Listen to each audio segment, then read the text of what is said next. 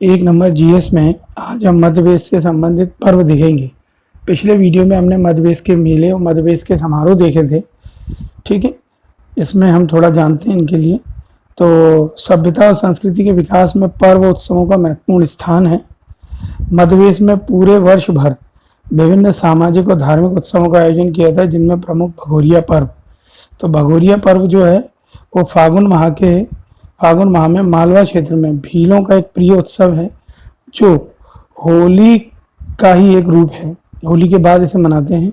ये मध्य प्रदेश के मालवा के अंचल धार, झाबुआ, खरगोन में आदिवासी इलाकों में बेहद धूमधाम से मनाया जाता है। भगोरिया के समय धार, झाबुआ, खरगोन आदि क्षेत्र में हाट बाजार मेले के रूप में लगते हैं। हर तरफ फागुन का प्यार का रंग बिखरा रहता है। इसकी विशेषता यह है कि इस पर्व में आदिवासी युवक युवती अपने जीवन साथी का चुनाव करते हैं, भगोरिया पर्व मनाते हैं। क्षेत्र के किसान भील आदिवासी संस्कृति संस्कारों से लैस होकर पर्व मनाते हैं। भगोरिया हाट बाजारों में युवक युवती बेहद सज धज कर अपने भावी जीवन साथी को ढूंढने आते हैं। इसमें आपसी रजामंदी जाहिर करने का एक तरीके भी बेहद निराले होते हैं। सबसे पहले लड़का लड़की को पान खाने के लिए देता है। यदि लड़की पान खा लेती है तो हाँ समझी जाती है। उसके बाद लड़का लड़की को लेकर भगोरिया हाट से भाग जाता है। इसी प्रकार मैदान में लोग डेरा जमाते हैं और हाट के दिन परिवार के बुजुर्ग डेरे में रहते हैं, लेकिन अविवाहित युवक युवतियां हाथ में गुलाब लेकर निकलते हैं। कोई युवक जब अपनी पसंद की युवती के माथे पर गुलाल लगाता है और लड़की उत्तर में गुलाल लड़के के माथे पर लगा देती है, तो यह समझा जाता है दोनों एक दूसरे के जीवन साथी बनना चाहते हैं। पूर्व स्वीकृति और मोहर तब लग जाती है जब लड़की लड़के के हाथ से मुजर, गुड़ और भांग खा लेती है। ठीक है, यदि लड़की को रिश्ता मंजूर नहीं होता है तो वो लड़के के माथे पर गुलाल नहीं लगाती है। इस तरह लड़का लड़की के गाल पर गुलाबी रंग लगा दे और जवाब में लड़की भी गुलाबी रंग मल दे तो रिश्ता तय माना जाता है। भगोरिया पे लिखी कुछ किताबों के अनुसार भगोरिया राजा भोज के समय से लगने वाली हाटों में है। इस समय दो भील राजाओं कासूमारा और बालुन ने अपनी राजधानी भगोरा में विशाल मेले और हाट का आयोजन शुरू किया था। कासूमार और बालुन नाम के दो राजा थे भीलों के। उन्होंने अपनी राजधानी भगोरा में इसका शुरुआत की थी। धीरे धीरे आसपास के भील राजाओं ने भी इन्हीं का अनुसरण करना शुरू कर दिया, जिससे हाट और मेले को भगोरिया कहा जाने लगा। वहीं दूसरी ओर कुछ लोगों का मानना है कि इन मेले में युवक युवती अपनी मर्जी से भागकर शादी कर लेते हैं, इसलिए इसे भगोरिया कहा जाता है। कहानी किससे कुछ भी हो, आपको एग्जाम के हिसाब से रखना है याद। भील जनजाति का है, झाबुआ आंसर आने का, उसमें लगेगा झाबुआ। ठीक है, झाबुआ नहीं आएगा तो अलीराजपुर आता है। तो ये झाबुआ अलीराजपुर इन इलाकों में मनाया जाता है, धार, झाबुआ, अलीराजपुर वाले। अगला है मेघनाथ पर्व। फागुन के पहले पक्ष में यह पर्व गोंड आदिवासी मनाते हैं। इसकी कोई निश्चित तिथि नहीं होती। मेघनाथ गोंडों के सर्वोच्च देवता हैं।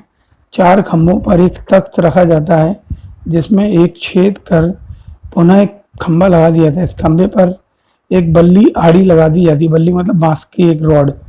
ये बल्ली गोलाई में घूमती है। इस बल्ली पर आदिवासी रोमांचक करतब दिखाते हैं। नीचे बैठे लोग मंत्रोच्चारण या अन्य विधि से पूजा कर वातावरण बनाकर अनुष्ठान करते हैं। कुछ जिलों में इसे खंडेरा या खट्टा के नाम से ही पुकारा जाता है, ये याद रखना होगा। खंडेरा खट्टा मेघनाथ पर्व का ही दूसरा नाम भी है। अगला है हरेली या हरीरी पर्व। किसानों के लिए इस पर्व का विशेष महत्व है। इस दिन अपने कृषि उपयोग में आने वाले उपकरणों की पूजा करते हैं। श्रावण माह की अमावस्या को यह पर्व मनाया जाता है। मंडला जिले में इस माह के पूर्णिमा को तथा मालवा क्षेत्र में आषाढ़ के महीने में इसे मनाया जाता है। मालवा में इसे हर्या गोधा कहते हैं। स्त्रियां इस दिन व्रत रखती हैं। अगला है गंगा दशमी पर्व। गंगा दशमी पर्व जो है सरगुजा जिले में आदिवासियों और गैर आदिवासियों द्वारा खाने पीने और मौज करने के लिए मनाया जाता है। यह उत्सव मई जून माह में 10वीं तिथि को पड़ता है। इसमें गंगा दशमी होने के इसका नाम गंगा दशमी होने के कारण, मतलब उस दिन गंगा दशमी होती है। हिंदुओं का विश्वास है कि उस दिन पृथ्वी पर गंगा का अवतरण हुआ था। यह पर्व धर्म से सीधा संबंध नहीं रखता। लोग इस दिन अपनी अपनी पत्नी के साथ नदी किनारे खाते पीते नाचते गाते तरह तरह के खेल खेलते हैं। अगला है संजा या मोमालिया पर्व। अश्विन माह में 16 दिन तक चलने वाला कुंवारी लड़कियों द्वारा मनाया जाने वाला यह पर्व है। लड़कियां प्रतिदिन दीवार पर नई नई आकृतियां बनाती हैं और शाम को, संजा यानी शाम को, एकत्र होकर गीत गाती हैं। बुंदेलखंड क्षेत्र में लड़कियां ऐसा ही पर्व मनाती हैं, उसे मोमालिया कहते हैं। ठीक है। किसी वृक्ष की टहनी या झाड़ी, विशेषकर नींबू को रंगीन कुर्ता या ओढ़नी पहनकर उनमें फूलों को रखा जाता है। सांझ को लड़कियां इस डाली पर गीत गाते हुए नदी या जलाशय पर विसर्जित कर देती हैं। तो ये कुंवारी लड़कियों द्वारा मनाया जाने वाला पर्व है जो बुंदेलखंड क्षेत्र में और मालवा क्षेत्र में मनाया जाता है। दशहरा पर्व। दशहरा एक प्रमुख त्यौहार है जिसे विजयदशमी भी कहते हैं। कुछ क्षेत्रों में विजय के प्रतीक के स्वरूप राम की रावण पर विजय के रूप में से मनाते हैं। बुंदेलखंड क्षेत्र में इस दिन लोग एक दूसरे के घर जाकर गले मिलते हैं और पान खिलाते हैं। काकासार पर्व। स्त्री और पुरुष को एकांत प्रदान करने के लिए अबू झामड़ या आदिवासियों का यह प्रमुख पर्व है। इसकी विशेषता यह है कि युवा लड़के लड़कियां एक दूसरे के गांव में नृत्य करते हुए पहुंचते हैं और वर्षा की फसल में जब बालियां नहीं फूटती हैं, अबू झामड़ या स्त्री पुरुष एकांत में मिलना वर्जित होता है। काकासार उनके इस व्रत को तोड़ने का उपयुक्त अवसर होता है। काकासार में लड़के और लड़कियां अलग अलग घरों में रात भर नाचते और आनंद मनाते हैं। कई अविवाहित युवक युवतियां अपने लिए श्रेष्ठ जीवन जाति का चुनाव भी करते हैं। अगला है रत्नाव पर्व। मंडला जिले के बेगा जनजाति का यह प्रमुख पर्व है। बेगा आदिवासी इस पूर्व के संबंध में अपने पुराण पुरुष नागा बेगा से बताते हैं। इसका संबंध कोई नागा बेगा से है। इस बारे में बड़ी रोचक कथा प्रचलित है कि एक बार मोहती और अनेरा झाड़ियों में लगी शहद में से एक बूंद जमीन पर गिरी। नागा बेगा ने उसे उठाकर चख लिया। चखते ही सारी मधुमक्खियां बाग बन गईं। बेगा जान बचाकर भागा। जब घर पहुंचा तो देखा कि सारा घर मधुमक्खियों से भरा है। उसने मधुमक्खियों को वचन दिया कि वह हर 9वें वर्ष पूजन कर आयोजन करेगा, तब उसे छुटकारा मिला। तो इस तरह का अजीब सी कहानी है। होली पर्व। सब जानते हैं होली फागुन माह में मनाई जाती है। संपूर्ण भारत में मनाते हैं और आदिवासी भी इसे मनाते हैं। सामान्य तौर पर ये 5 दिन तक चलता है और इसमें रंग गुलाल का प्रयोग किया जाता है। मस्ती आनंद का त्योहार है। गोवर्धन पूजा। कार्तिक माह में दीपावली के दूसरे दिन गोवर्धन पूजा होती है। यह पूजा गोवर्धन पर्वत और गोधन से संबंधित है। महिलाएं गोबर के पर्वत और बैलों की आकृतियां बनाती हैं। मालवा में भील आदिवासी पशुओं के सामने अवधान गीत होड़ गाते हैं। ठीक है। गोड़ या भूमिया जैसी जातियां यह पर्व नहीं मनाती, पर पशुपालक अहीर इस दिन खेर देव की पूजा करते हैं। चंद्रावली नामक कथा गीत भी इस अवसर पर गाया जाता है। लारू काज पर्व। गौड़ों के नारायण देव के सम्मान में मनाया जाने वाला पर्व सुअर के विवाह का प्रतीक माना जाता है। आजकल ये पर्व धीरे धीरे लुप्त हो गया है। इसमें उत्सव में सुअर की बलि दी जाती है। परिवार की समृद्धि और स्वास्थ्य के लिए यह आयोजन एक निश्चित अवधि के बाद करना आवश्यक होता है। मड़ई पर्व। जनवरी से अप्रैल के बीच दक्षिण मध्य प्रदेश के अनेक क्षेत्रों में जहां गौंड और उनकी उपजाति रहती हैं, मड़ई का आयोजन किया जाता है। यह 10 से 12 दिन तक चलता है। मड़ई के दौरान देवी के समक्ष बकरी की बलि दी जाती है। उसी दौरान आदिवासी अपनी औकात देव के प्रति व्यक्त करते हैं। मड़ई के दिन रात्रि को नृत्य किया जाता है। गणगौर पर्व। शिव पार्वती की पूजा वाला यह पर्व, एग्जाम में पूछा था गणगौर का संबंध किस देवी देवता था, तो शिव पार्वती से। ये वर्ष में 2 बार मनाया जाता है। छत्तीसगढ़ में इसे गौर भी कहते हैं और कार्तिक में मनाते हैं।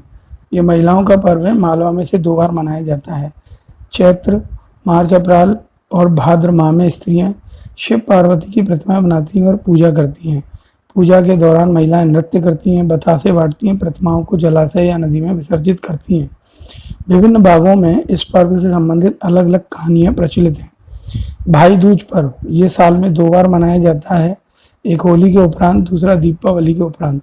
और लगभग आप सब लोग जानते हैं इसमें बहनें भाई का टीका करती हैं। ठीक है। अखतीज पर्व छत्तीसगढ़ की अविवाहित स्त्रियों या लड़कियों का प्रमुख त्यौहार है, जो अप्रैल मई माह में यह उत्सव दूसरे अर्थों में विवाह के स्वरूप के लिए है। इसमें अक्का की डालियों का मंडप बनाते हैं। इसके नीचे पड़ोसियों को दावत दी जाती है। कुछ स्थानों पर इसे अक्षय तृतीया भी कहते हैं। नीरजा पर्व 9 दिनों तक चलने वाला महिलाओं का उत्सव दशहरे से पूर्व मनाया जाता है। यह पर्व स्त्रियां माँ दुर्गा की पूजा करती हैं। मालवा के कुछ क्षेत्रों तथा गुजरात में गरबा उत्सव को इस स्थानीय विशेषता के मनाते हैं। अगला है घड़ाल्य पर्व। नीरजा के 9 दिन में लड़कियों घड़ाल भी मनाती हैं। समूह में लड़कियां एक लड़की के सर पर छिद्रयुक्त घड़ा रखती हैं, जिसमें दीपक जल रहा होता है। फिर दरवाजे जाती हैं और अनाज और पैसा एकत्रित करती हैं। अविवाहित युवक भी इस तरह उत्सव छला के रूप में मनाते हैं। ठीक है, अपने ऐसे साथ टेसू वगैरह कहते हैं। अगला है सुवारा पर्व।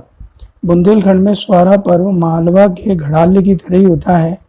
दीवार में लगे एक चौतरे पर राक्षस की प्रतिमा बिठाई जाती है। राक्षस के सिर पर शिव पार्वती की प्रतिमा रखी जाती है।